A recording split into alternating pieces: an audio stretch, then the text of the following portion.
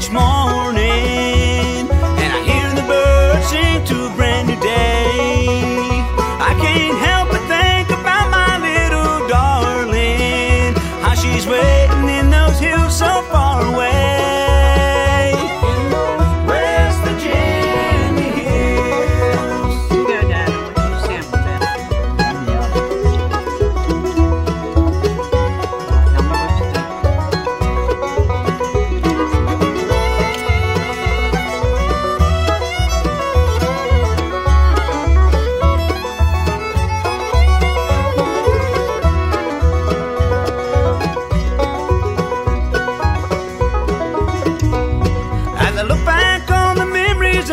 Childhood, I recall the words my mama used to say, like sunset day you'll find your one and only, and she will be the woman of your dreams in those West Virginia hills.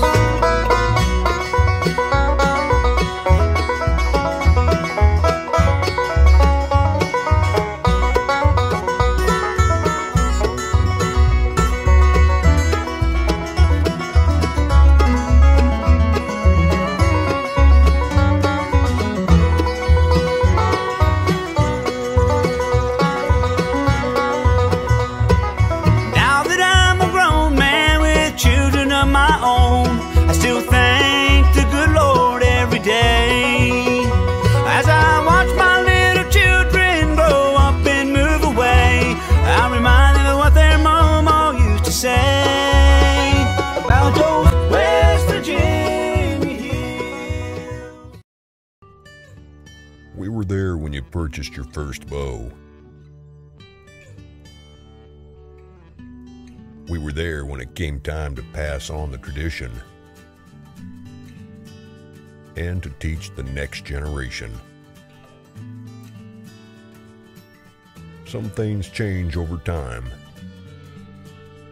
Some things don't. Three Rivers Archery, your longbow and recurve experts for the past 30 years.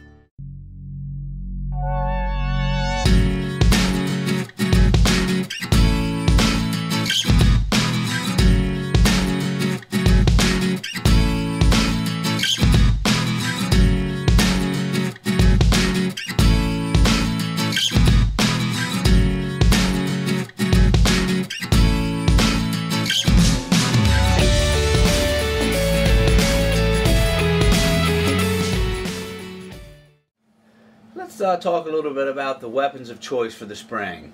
I've heard some people like yourself, you like to use the recurve. My number one primary weapon, just for self-gratification, is my recurve. I mean, you want to talk about a rush, is when you can watch that arrow, you know, flying and connecting. There's just a rush there that is, I mean, but the rush is unequaled. How's the rush? How's the rush when you shoot and you don't connect? That shotgun you have a bigger chance, so I guess you like the challenge too of it, of I may miss. If I do, I miss.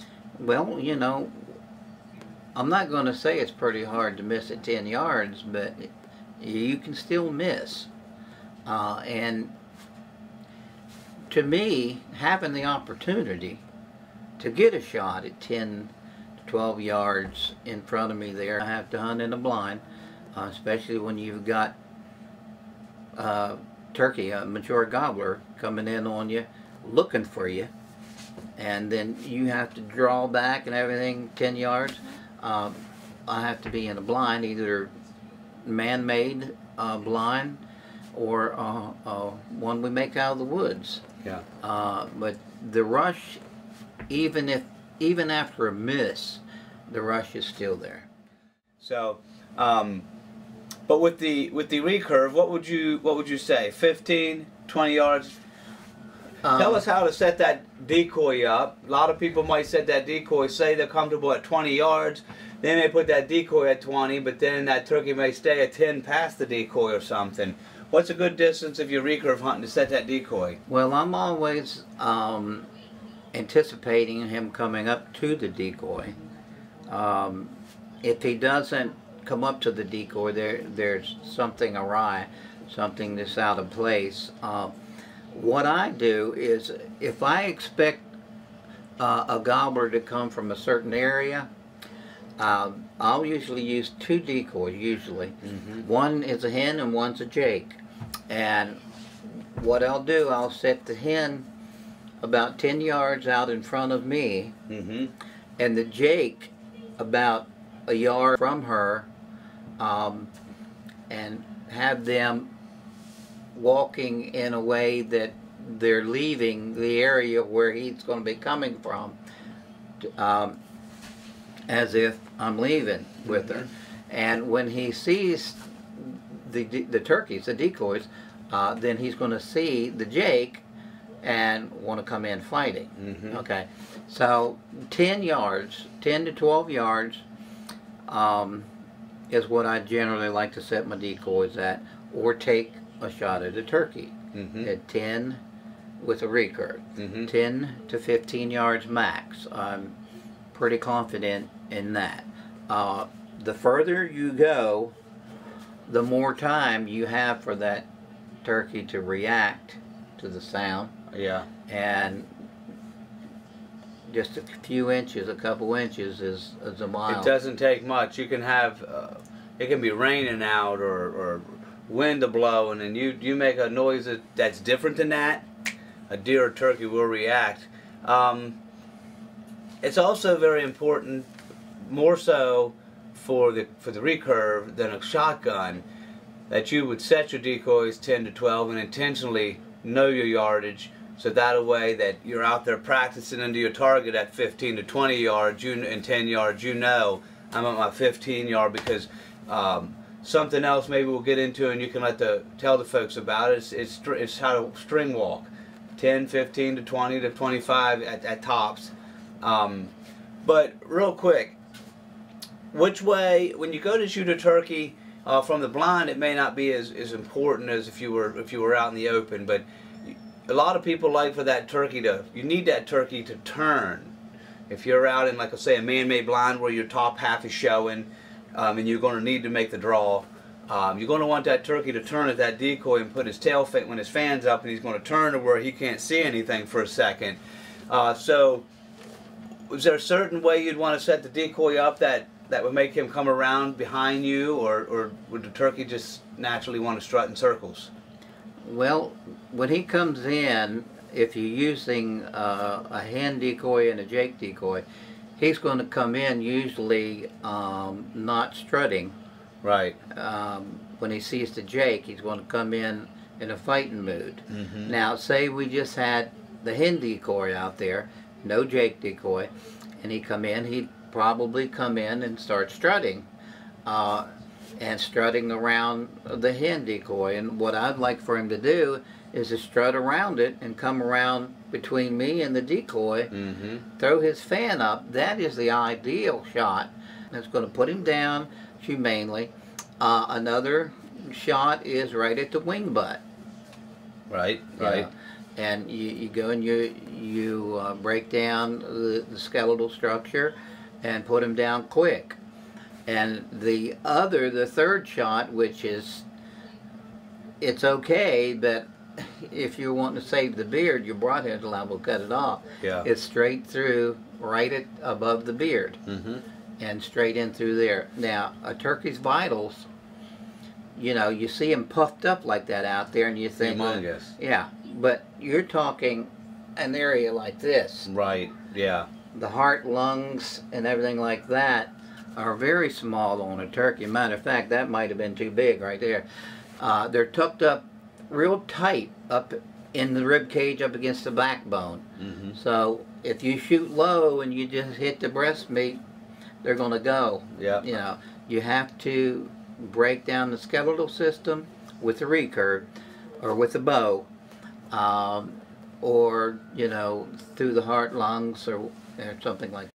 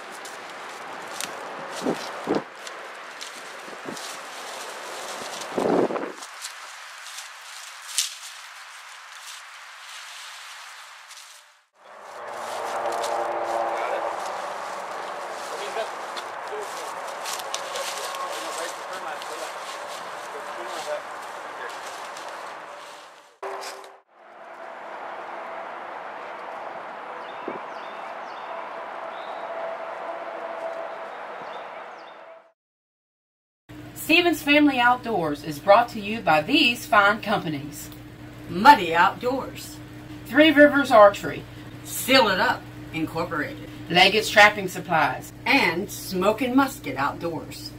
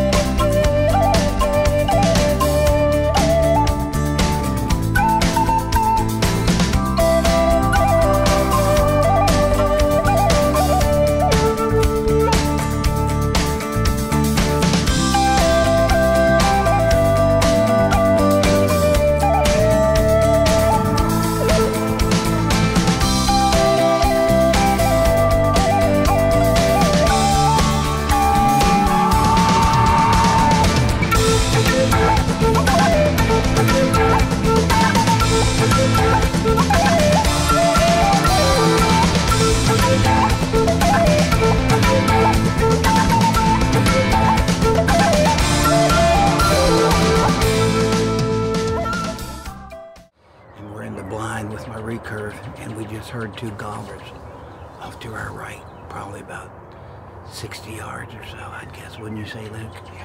Yeah. So we're going to cut this off and get ready for them. Have a good day.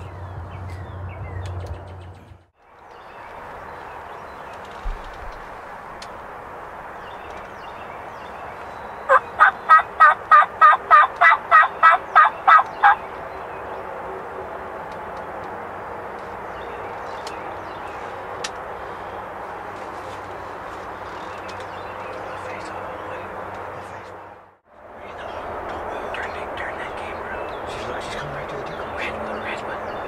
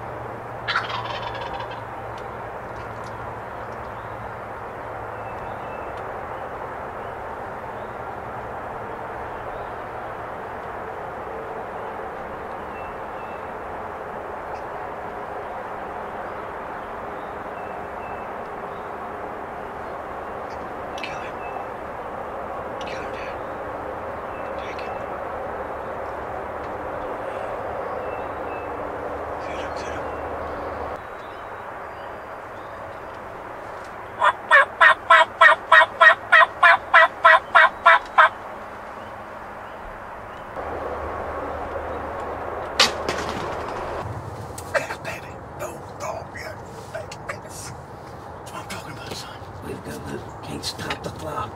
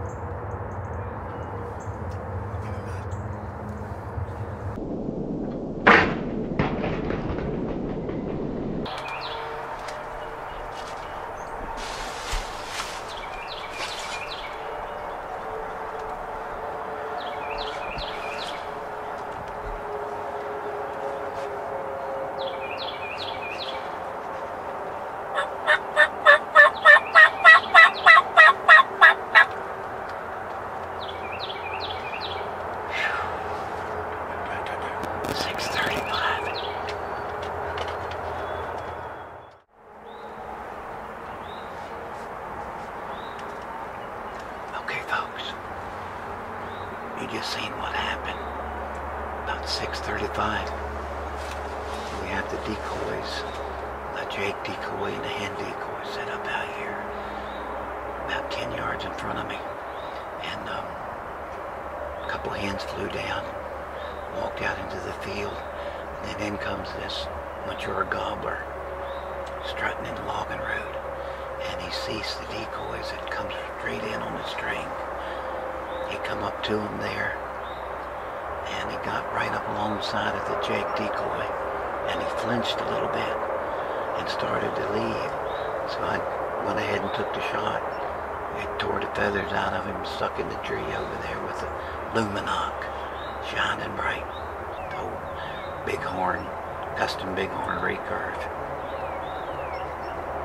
Have a good day.